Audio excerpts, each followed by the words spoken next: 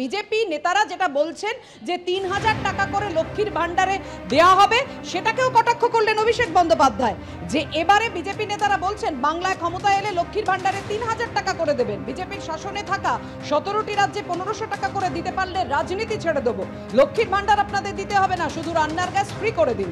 ৪২টি আসন থেকে প্রার্থী তুলে নেব, এভাবেই চ্যালেঞ্জ ছুড়ে দিয়েছেন অভিষেক বন্দ্যোপাধ্যায়। বিজেপির নেতারা বলছে আমরা ক্ষমতায় এলে লক্ষ্মীর ভান্ডার দেবো, আবার ১,০০০ ২,০০০ না, বলছে ৩,০০০ করে দেবো। আমি বিজেপির নেতাদের অনুরোধ করব যে আপনারা ১৭টা রাজ্যে ক্ষমতায় আছে, ১৭টা রাজ্যে, মানে আপনারা নয়, আপনাদের শরিক সরকার রয়েছে।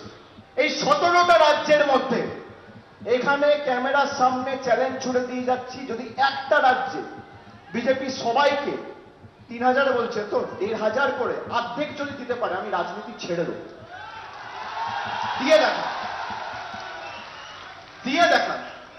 আর আমি বিজেপি নেতা, মন্ত্রী, প্রধানমন্ত্রী সহ সবাইকে হাত জোড়ে অনুরোধ করব যে আপনাকে লক্ষ্মীর ভান্ডার দিতে হবে না। লক্ষ্মীর ভান্ডার মমতা ব্যানার্জি আছে, দিচ্ছে।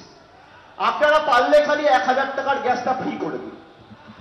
অভিষেক ব্যানার্জি মঞ্চ থেকে কথা দিয়ে যাচ্ছে, এই মঞ্চ থেকে, যে একটা নোটিফিকেশন করুক কেন্দ্রের সরকার এবং মানুষকে কথা দিক আগামী 5 বছর ১,০০০ টাকার রান্নার গ্যাস আমরা ফ্রিতে দেবো। ৪২টা লোকসভা কেন্দ্রে আমি প্রার্থী তুলে নেবো, এত বড় কথা বলে দিয়ে গেল। সরাসরি বিজেপিকে চ্যালেঞ্জ ছুড়েছেন অভিষেক বন্দ্যোপাধ্যায়।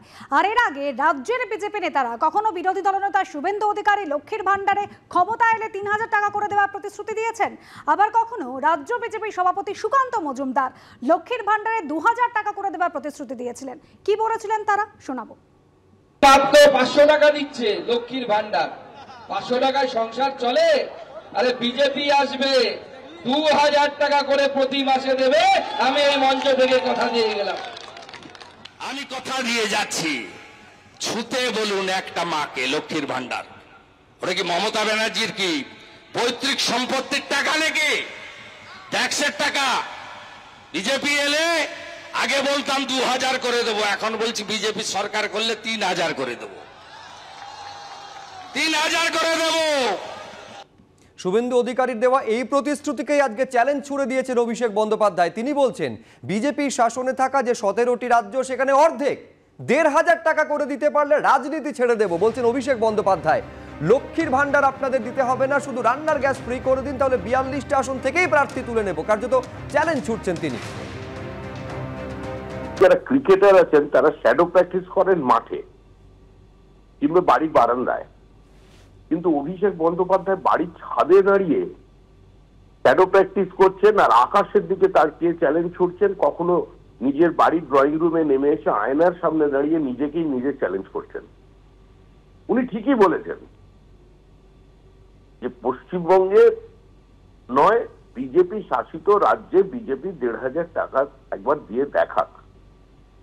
এটা বোঝার ক্ষমতা নেই তৃণমূল কংগ্রেসের। এটাই সবচেয়ে দুর্ভাগ্যজনক যে অন্যান্য রাজ্যে লক্ষ্মীর ভান্ডারের খুব একটা প্রয়োজন হচ্ছে না, কারণ সেখানে মানুষের কর্মসংস্থান আছে, মানুষের উপার্জন করে নেওয়ার ক্ষমতা আছে, অনুদান নির্ভর তারা নয়। আজকের পরিস্থিতি এমন জায়গায় পৌঁছেছি যে ৬৫ লক্ষ পরিযায়ী শ্রমিক ওই বিজেপি শাসিত বিভিন্ন রাজ্যে কাজ করছে। রান্নার গ্যাসের সহ পেট্রোল ডিজেলের ওপর থেকে যে সেসটা রাজ্য সরকার তোলে, সেটাই ছাড় দিন না, সেইটাই বলুন মুখ্যমন্ত্রীকে ঘোষণা করতে।